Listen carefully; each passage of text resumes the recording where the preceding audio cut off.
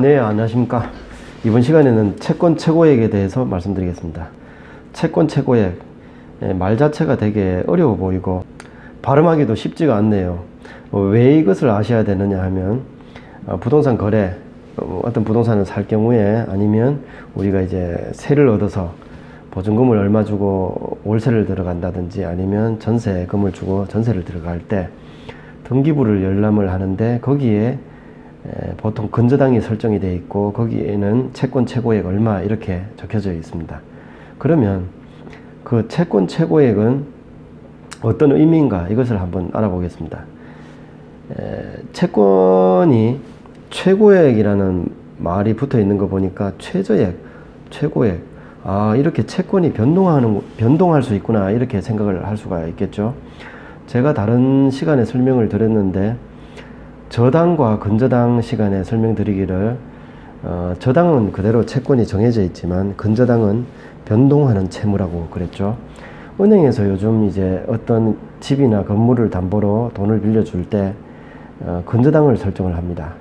왜 근저당이냐 하면, 돈을 빌려주지만 그 돈을 회수를 하기 위해서는 조금 이렇게 여유 있게 금액을 잡아 놓고, 혹시나 회수를 못했을 경우에는 그 이후에 발생하게 되는 다른 채무까지, 거기에 드는 비용까지도 더해 가지고 채무를 잡아 놓을 수밖에 없는 것입니다. 그것이 채권 최고액인데, 그 채권의 최고가 되는 액을 만약에 설정을 해 놓지 않는다면, 그 이후에 후순위로 나중에 이제 이 부동산에 대해서 채권을 주장을 할 사람들은 앞에 채무가 확정이 안 돼 있기 때문에, 변동채무라 그랬죠. 근저당권이 확정이 안 되게 되면 그 다음에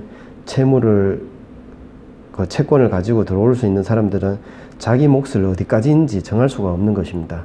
만약에 경매가 진행이 되어서 강제적으로 이렇게 비용까지 해서 그 이제 채권을 보전을 해가는 은행이 있다면, 그 뒤에 나중에 뭐 이렇게 세금을 안 낸다든지 해가지고 압류가 들어온다든지, 아니면 개인 간에 뭐 저당을 잡는다든지 그랬을 때도 그 후순위로 오게 되는 사람들의 그 채무가 어떤 순서로 얼마가 남아있는지 거기에 들어가는 게 모호해질 수가 있습니다. 예를 들어 보겠습니다. 집이 3억짜리인데 은행에 1억짜리에 담보대출을 했습니다. 그래서 1억의 빚이 있는 건물이다.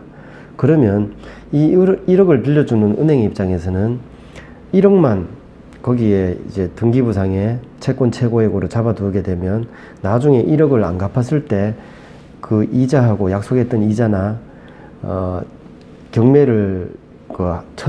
처리를 해가지고 드는 비용, 이런 것을 받아낼 수가 없겠죠. 그러면 은행에서는 손실이 되니까 할 수 없이 채권 최고액, 그 채권 1억 원에 대해서 20%나 30%를 더 잡아서 1억 2천이나 3천을 채권 최고액으로 잡도록 되어 있습니다.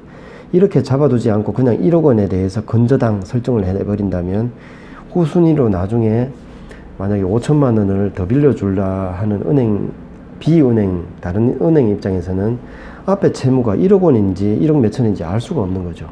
그러면 이 3억짜리 집에 대해서는 아직까지 담보 가치가 2억 원이 남아 있더라도 3억 원에 가까운 역할을 못하게 되니까 이거 불합리한 겁니다.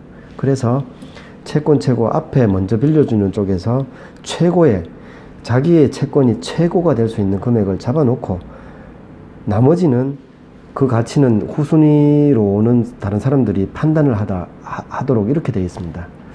그렇게 하지 않으면 변동되는 근저당에 대해서는 채무의 범위를 정할 수가 없는 것이죠. 이것이 채권 최고액입니다.